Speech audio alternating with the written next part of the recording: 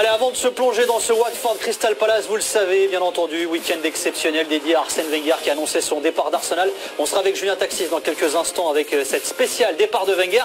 Eric Dimeco. Alors franchement, quand on a vu qu'il y avait un West Brom Liverpool, on va pas se mentir, on s'est dit bon, bah ça va être facile. Avant le match de Ligue des Champions pour les Reds, ils sont quasiment condamnés, les Baggies, qui restaient sur une victoire face à Manchester United. Alors ça a mal démarré, on va revoir les buts. Et finalement, ils ont renversé ce match, les hommes de Mouran. Ouais, ils nous ont égayé à la fin de match. On s'est dit, cette heure-là, c'est match pour la sieste. Non.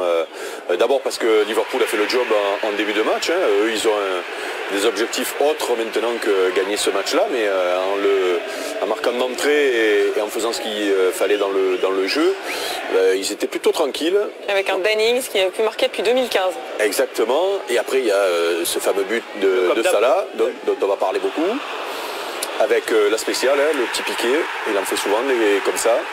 31e but cette saison en Première Ligue, on verra dans quelques instants, il rentre dans l'histoire de la Première Ligue, Mo Salah, et là 2-0, on se dit, bah c'est plié. C'est plié, c'est là qu'on commençait à s'assoupir, et non.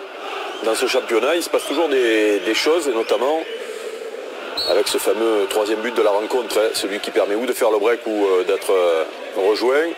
Et là, un petit peu de laxisme dans le marquage, pensez peut-être que le match est fini. Et ça permet à West Brom de revenir, et du coup ça nous donne une fin de match complètement folle, où on a senti, et je vous rends le truc, comme dirait un certain Messa Moscato, sur le coup franc. Vous l'aviez annoncé qu'il y avait l'égalisation qui allait arriver là, sur ce fameux coup franc là. Rondon. Ouais, et la petite tête de Rondon.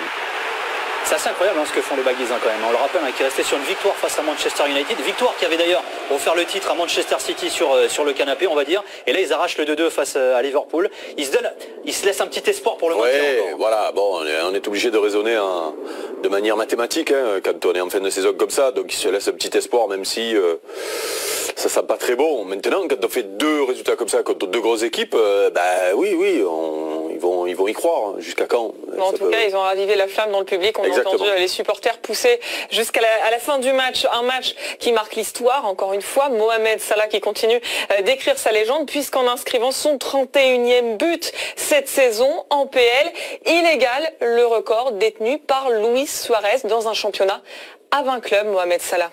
Et Cristiano Ronaldo, du coup. Et Cristiano Ronaldo aussi. Ouais, preuve de ce qu'il est en train de réaliser, parce qu'il y a de grandes chances qu'il les dépasse du coup. Même s'il y a la gestion peut-être de l'effectif avec cette demi-finale de Ligue des Champions, mais on a vraiment l'impression que Klopp fait reposer les uns après les autres et qu'il va garder malgré tout ses joueurs sous pression, donc il aura l'occasion de le battre. Mais il pourra peut-être même battre d'ailleurs le record de Shearer qui est 34 buts, alors sur des saisons à 22 clubs, il n'est pas très loin. Oui, après quand il est en chauffe, lui, on l'a vu, il est capable de faire des doublés. Oui, ça peut être en plus un objectif pour lui. Mais en tout cas, quand on n'est pas fan de stats, c'est quand même une stat marquante, et puis surtout la saison qu'il fait, extraordinaire. Il a été dans tous les coups de Liverpool. Et la suite, c'est à Watford que ça se passe, entre Watford et Crystal Palace.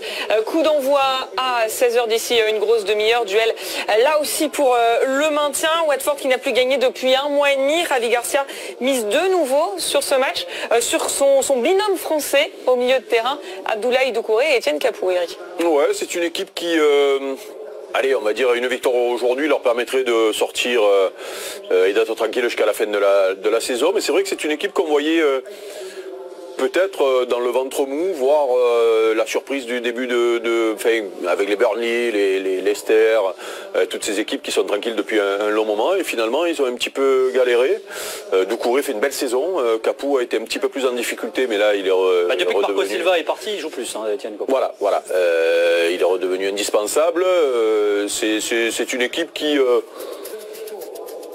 généralement qui souffre pas trop sur le championnat, contrairement à Crystal Palace qui depuis quelques temps et qui aligne ses deux Français. Et Mamadou Sakho et Yohan Cabaye sont titulaires. C'est un petit peu l'intérêt de ce match-là pour nous. Alors il y a un intérêt au classement, on l'a dit, deux équipes qui ont besoin de gagner pour être un petit peu plus tranquille. Mais l'autre intérêt pour nous, c'est ça, c'est qu'il y aura 4 Français sur le terrain. Cocorico. Cocorico, yeah. Yeah, as we say in England, yeah. Yes. Allez, duel de français, duel pour le maintien entre Watford et Crystal Palace. Ce sera le deuxième match de ce samedi après-midi de Première Ligue. Un week-end marqué par le départ à la fin de la saison d'Arsène Wenger. On va y revenir dans un instant après 22 ans de carrière. Comment ces joueurs ont-ils réagi? Vous les entendrez dans un instant. À tout de suite. Mohamed Salah continue d'écrire son histoire en Première Ligue. 31 buts pour le joueur de Liverpool. Il égale le record de Luis Suarez sur une saison.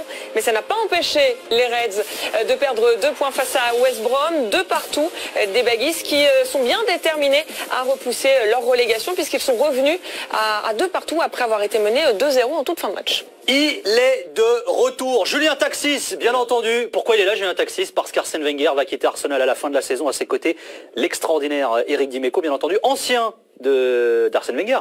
Tu connais bien Arsène? Oui, 2 fois. Ouais. Nancy, Monaco. Voilà, c'était tellement vieux temps. Tout à l'heure, on avait vu ça en image avec le couple du mulet. Bien sûr. Et donc Arsène Wenger s'en va en fin de saison et forcément ça fait la une de la presse en Angleterre. Et oui, après 22 ans de bons et loyaux services, l'Angleterre va vraisemblablement devoir apprendre à vivre sans Arsène Wenger et le Français à la une de tous les cahiers sport ce samedi. Driven out, poussé vers la sortie pour le Daily Telegraph qui sous-entend aussi que Wenger a pris cette décision. Le Daily Express, simple et basique, qui reprend le slogan des Wenger, du Wenger out. Et puis le petit coup de cœur, c'est pour la une du Guardian avec ses photos d'Arsène, 22 photos très exactement, 22 comme le nombre d'années passées par Wenger à la tête d'Arsenal. Une presse anglaise qui rend donc hommage à Wenger, mais qui peut-être lui en veut un petit peu aussi d'avoir pris tout le monde de court, d'avoir pris tout le monde par surprise. Là, à la fin du règne de Wenger, eh bien personne ne l'a vu venir, pas plus les journalistes anglais que les autres. Regardez.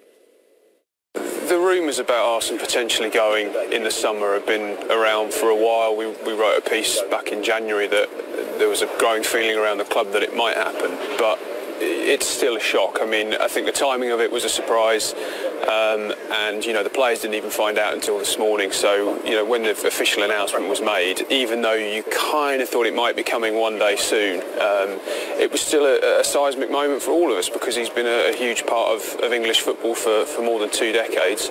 I think that said, he has faced criticism at times when the team's been underperforming, and you only need to come to these matches recently to see the split in opinion on him, that sometimes the fans don't turn up at all and sometimes they turn up and they protest, and we reflect that, and sometimes perhaps social media has an effect of blowing some of that out of proportion a little bit, but there's clearly been discontent for a long time and we just try to reflect that in the press really. C'est vrai qu'il était très critiqué ces derniers temps, mais là, annoncer ce départ à quelques jours d'une demi-finale de Ligue Europa, est-ce que ça t'a surpris, toi, Eric? Oui, on en a parlé, hein, c'est un petit peu les débats du jour. Beaucoup, et notamment les suiveurs de très près, ont été surpris, donc nous encore plus. Voilà, après, on l'a dit, on le répète, le timing, c'est parce qu'il a voulu montrer qu'il était encore maître de son destin, et puis peut-être enlever un petit peu de pression à son équipe dans les grosses échéances qui arrivent, notamment en Ligue des Champions. J'ai bien aimé ce qu'a dit le journaliste là sur... il faut toujours se méfier de la minorité bruyante par rapport à la majorité silencieuse. Aucun rapport avec l'actualité. Hein. Aucun rapport, non, aucun rapport, mais si on peut faire de la politique si tu veux. Non, est-ce que tu es assez solide pour... Non, je vais engueuler aussi. Donc, non, mais voilà, et il y a beaucoup de supporters d'Arsenal, notamment des vieux supporters qui sont reconnaissants à Arsène Wenger de ce qu'il a fait pour ce club, c'est sûr. Alors comment ces joueurs ont réagi à cette annonce, justement, parce que c'est vrai qu'on est juste avant ce match de Ligue Europa? Très surpris, quasiment autant que nous, parce que eux non plus n'étaient pas dans la confidence. Ils ont appris la nouvelle en même temps que nous à 10h50 avec la publication du communiqué juste avant l'entraînement. Étonnement, tristesse, volonté aussi de rendre hommage à leur manager. Plusieurs sentiments qui s'entrechoquent et qui nous sont parfaitement résumés par Granit Xhaka et Jack Wilshere. Ich wünsche ihm weiterhin alles Gute. Ich danke ihm für die schönen 2 Jahre. Er soll so bleiben, wie er ist. Er hat sich das mehr als verdient, diese Top-Jahren, wo er hier geleistet hat. Und ich habe einen großen Respekt gegenüber ihm und ich hoffe natürlich, dass er die nächsten Jahre irgendwo wieder Trainer wird oder was macht, wo man Positives wieder hört von ihm. Und probably an hour ago, and you know, I'm sure when the dust settles and you know we have a few days to think about it, we'll start to reflect on it. But at the moment, it's a bit raw, it's a bit sensitive. You know, we don't want to. want to send him off the right way because he's given so much to us. He's showed faith in every single one of us as players, and we need to send him off in the right way now.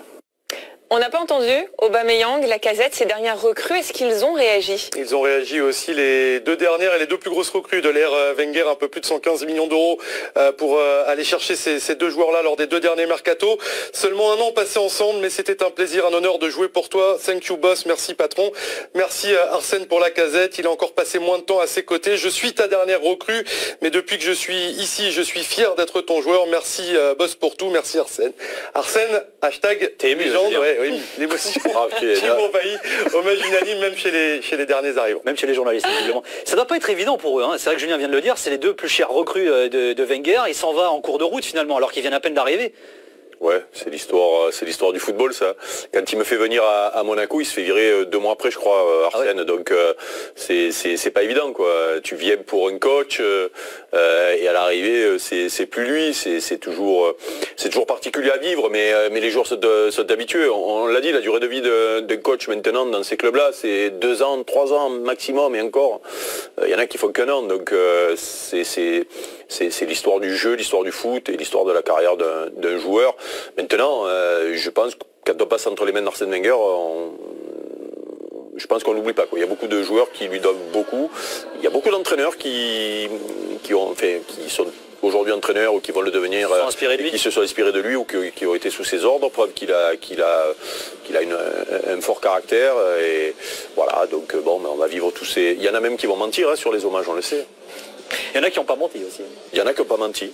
Et alors qu'on se prépare à Londres, on vous rappelle, 16h le deuxième match de ce samedi après-midi, Watford, Crystal Palace avec Wilfried Zaha qui est à l'échauffement de ce match pour le maintien. Je reviens à Arsène Wenger, c'est vrai qu'il a fait venir beaucoup de Français, Arsène Wenger, en Angleterre. Ça donne quoi son 11 Français idéal? Alors déjà le chiffre 30 Français passés sous les ordres d'Arsène Wenger qui ont eu la chance d'évoluer en Première Ligue pendant ces 22 ans de règne. On vous a concocté un 11 alors qu'il prête forcément à débat. Il a fallu en faire des choix, mais globalement on retrouve, vous le voyez, un gros contingent d'invincibles, les Henry, Pires, Viltord, Vieira, Clichy, champion sans perdre un match en 2003-2004, Anelka, Manu Petit, champion en 98, et puis les défenseurs Koscielny, Gallas, Sagna et Varmus pour compléter ce 11, la colonie française d'Arsenal qui aura marqué l'ère d'Arsène Wenger avec des titres, avec des buts également. Premier moment de nostalgie avec ce top 5 concocté des plus beaux buts des Frenchies sous Arsène Wenger. No Premier League team has had a French connection quite like Arsenal. So with Alexandre Lacazette, the latest in a long line of forwards to arrive at the club from across the channel, here's a look at 5 of the Gunners' most prolific goal scorers from France. An 18-year-old Nicolas Anelka burst onto the scene at Highbury in 1997. Electric pace and cool finishing saw him score 23 league goals during a 2-year spell in North London. Anelka has made space for the shot, Arsenal scored! Sylvain Wiltord came to England in 2000 and found the back of the net 31 times in an Arsenal shirt. Some of those goals were crucial, none more so than this strike at Old Trafford in 2002 to clinch the Premier League title. And Wiltord must score surely, and does, and gives Arsenal the lead. And Arsenal now, the championship is so close. Robert Pires may have operated as a midfielder, but he still chipped in with 62 goals. A firm fan favourite, he was a key member of the Invincibles in 2003-04. And this sublime Arsenal side has got one hand on the title. Current Arsenal forward Olivier Giroud also makes the list. The left-footed frontman has regularly found the back of the net in his time at the Emirates, and some of his goals have been quite outrageous. It's Giroud! Oh, that is utterly magnificent! That is astonishing! But the pick of the bunch has to be... Oh, what a goal! Thierry Henry! A great goal scorer as well as a scorer of great goals, Henry must go down as one of the greatest French imports of all time, and with a club record 175 Premier League goals, a true Arsenal legend. Oh, he's going it alone at the moment. And why not? There was just no stopping him. Trust Thierry Henry. Voilà, magnifique ces images. Il y a un Français, toi, qui est passé par Arsenal, qui t'a marqué, Eric? Oui, bon, on va pas parler des champions du monde parce que de mes anciens, oui, c'est les Henry, les petits, Vieira, tout ça. On sait qu'ils ont été importants et pour Arsène et qu'Arsène a été important pour eux. Non, moi j'ai envie de mettre en avant un garçon comme Rémi Garde, par exemple, qui est un discret, un vrai joueur de club, un vrai garçon qui a le sens collectif et Arsène aimait beaucoup ce genre de joueur-là. Alors les stars te permettent de faire gagner des matchs, mais ce qui permet le ciment d'un vestiaire, c'est ces garçons-là, c'est-à-dire les garçons qui sont toujours bons, qui font pas de bruit, qui sont le relais du coach. Et d'ailleurs Arsène lui avait donné le brassard. Je crois que Rémi était le premier étranger, je crois. Oui. Voilà, premier étranger à être capitaine d'Arsenal. Il est aujourd'hui entraîneur et je pense que Rémi dans son après-carrière et dans sa carrière d'entraîneur a beaucoup pioché chez Arsène. Il a un petit peu la même tu vois, la force tranquille. Il est pas Claude Puel aussi d'ailleurs. Il n'est pas toujours très tranquille. Oui, on l'a vu tout à l'heure avec Mourinho. Oui, non, mais même Rémi, c'est pareil. On le voit, on le sent calme. Claude Puel aussi. Claude parlait des joueurs qui s'étaient inspirés de lui. Mais Claude est un peu plus exubérant, plus voilà. Mais c'est vrai que Claude, bien sûr, mais probablement. Quand on fera le bilan, parce que on peut pas faire le bilan maintenant de ce que Arsène aura apporté à tous ces garçons qui sont passés sous ses ordres. Mais je pense d'abord qu'il y a beaucoup d'entraîneurs qui ont eu la vocation en passant entre ses mains et beaucoup qui ont pioché dans tout ce qu'il a fait pour entraîner les joueurs, pour gérer un groupe au jour le jour. On peut pas passer entre ses mains et rester voilà sans être sensible à tout ce qu'il a. Toi jamais t'as voulu toi. Non, moi j'ai jamais eu la fibre d'entraîneur. Mais en tout cas, si j'avais dû, parce qu'à un moment donné, ça te traverse l'esprit quand tu arrêtes ta carrière, tu te dis tiens, j'ai envie de rester proche du terrain, qu'est-ce que je pourrais faire plutôt que d'aller dire des conneries à la télé. Mais tu le fais bien. Ou à la radio, c'est peut-être plus facile que d'être entraîneur d'ailleurs. Mais oui, voilà, il y a quelques entraîneurs qui m'auraient inspiré et bien sûr Arsène, un des premiers. Ouais. Quid maintenant de la suite? Ivan Gazidis, le directeur général d'Arsenal, disait qu'il était irremplaçable et pourtant on va bien falloir le remplacer, Arsène Wenger. Alors qui est le favori, Julien, des bookmakers? Vous savez, on parie surtout et n'importe quoi chez nos amis anglais. Ce pari-là, la succession d'Arsène Wenger, il est en train de prendre de l'ampleur et celui qui a la cote, alors la plus petite cote de contre 1, mais celui qui est plébiscité par les bookmakers, eh bien c'est Patrick Vieira, ancien joueur, ancien capitaine de Wenger à Arsenal. Le deuxième, c'est l'homme que l'on annonce au PSG, Thomas Tuchel. Les autres, Brendan Rodgers, l'ancien de Liverpool, qui est au Celtic actuellement en Écosse, et puis Carlo Ancelotti qui a l'avantage d'être libre depuis son départ du Bayern. Vieira donc numéro 1 chez les bookmakers. C'est aussi parce qu'Arsène Wenger avait cité son nom cette semaine. Ça aurait pu nous mettre la puce à l'oreille comme possible successeur du côté d'Arsenal. C'était en début de semaine. Regardez ce que déclarait Arsène Wenger. C'est un garçon qui a le potentiel pour être un joueur sur le banc d'Arsenal. Je suis sa carrière de manager en MLS du côté du New York City. Je pense qu'il fait un bon travail dans l'ensemble. Mais la Première Ligue, c'est quand même un championnat spécial. Eric, t'imagines Patrick Vieira, entraîneur d'Arsenal maintenant, là? Vraiment, il a l'ambition d'entraîner au plus haut niveau et justement tout son cursus jusqu'à aujourd'hui, c'est pour, d'après moi, un jour entraîner Arsenal. Quand on est passé dans ce club-là et qu'on l'a marqué aussi fort que Patrick l'a fait et qu'on veut devenir un grand entraîneur, on a envie d'avoir une machine comme ça entre les mains. Et si on lui propose, il va être obligé d'y aller. Moi, je pars du principe que celui qui va arriver derrière, il va souffrir. Donc, tant qu'à faire, si c'est pas un garçon que je connais, que j'aime bien, ce serait mieux que ce soit pas Titi ou... mais après, je le disais, quand on a la possibilité d'entraîner, on ne choisit pas. Et moi j'aime bien les histoires à la Guardiola ou à la Zidane, c'est-à-dire des grands anciens qui arrivent et qui réussissent dans un club où ils ont flambé. C'est toujours de belles histoires à raconter. Moi je pense franchement que Patrick aura un jour le charisme ou l'expérience pour entraîner Arsenal. Est-ce que c'est maintenant? Moi je pense que si on lui propose, il va y aller. Hein. Bah écoute, tu sais quoi? On va lui poser la question. Voilà. C'était il y a quelques heures dans un média américain. Écoutez sa réponse à Patrick Vieira. I think when you get to some of the situation, you have as well to look at the players, and I think in some of the situation, players been letting Arsene down a lot because, of course, coaches have responsibility, but players have responsibility as well. So yes, we can talk about Arsene and we can talk about things. But I think it's important for players to take responsibility and to look at themselves in the mirror as well. Eric? Oui. Voilà. Alors ça c'était il y a quelques semaines. C'était pas le son qu'on voulait vous faire écouter. On a eu un autre son il y a quelques heures, comme je le disais, où il s'exprime justement sur cette possibilité. Est-ce qu'il pourrait être le successeur d'Arsène Wenger? Est-ce qu'on peut l'écouter, ce sonore-là? Of course, spending 9 years at Arsenal make this club really special for me because of the quality of time that I had over there, the relationship that I had with the fans. but that's not, of course, that's not enough to pretend of going there and coaching the team. You know, I just enjoyed myself, happy where I am, and we will see what will happen in the next couple of years. Voilà, et dans quelques années, dans les prochaines années, il n'a pas l'air visiblement très chaud pour y aller maintenant, peut-être pour les raisons que tu as évoquées, Eric. Non, mais qu'est-ce que... Peut-être, parce que attention, Patrick c'est un garçon intelligent, donc il sait que la succession va être difficile. L'ombre d'Arsène sera encore longtemps sur l'Emirates et on l'a vu avec Ferguson à Manchester United, tous ceux qui sont passés derrière se sont viandés pendant un bon moment. En plus, comment il s'appelle, Ferguson, lui, il était dans les tribunes tous les dimanches, donc c'est encore plus terrible. Arsène, je pense, ne fera pas ça. Mais après, qu'est-ce qu'il peut dire d'autre, Patrick? Pour le moment, on lui a pas proposé le poste. Et si on lui propose, je pense que il sera peut-être un peu moins affirmatif et il réfléchira longuement avant de dire oui ou non.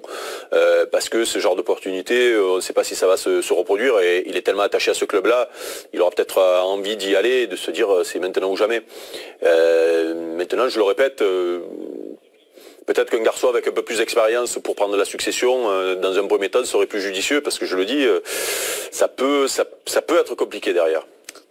Et Patrick Vieira qui fait partie des joueurs emblématiques de l'ère Arsène Wenger, puisque c'est le joueur le plus utilisé par Arsène Wenger depuis qu'il est manager d'Arsenal. On va voir les statistiques, plus de 400 matchs quand même pour Patrick Vieira, qui est juste devant, tu ne devineras jamais qui est derrière lui.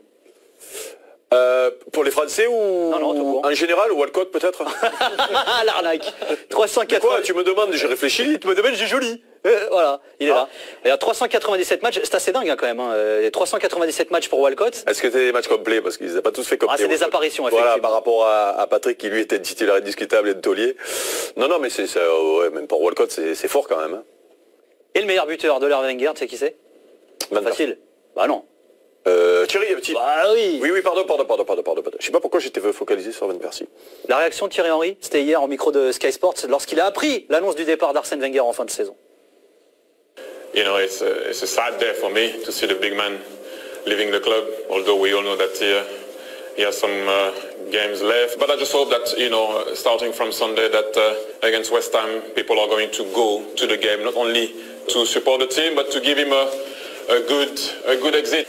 Is it a good time or a bad time? People will debate that. My thing is, recently people were always confusing what the team was doing at the minute and his legacy. Once you announce that you're leaving, people are going to talk about your legacy. And his legacy is untouchable. C'est dingue, tout le monde lui rend hommage, alors c'est vrai qu'ils le connaissent très bien, que ce soit Patrick Vieira ou Thierry Henry, mais c'est vrai que ça fout la pression quand même pour le successeur, là, tout ce que disent les anciens. Oui.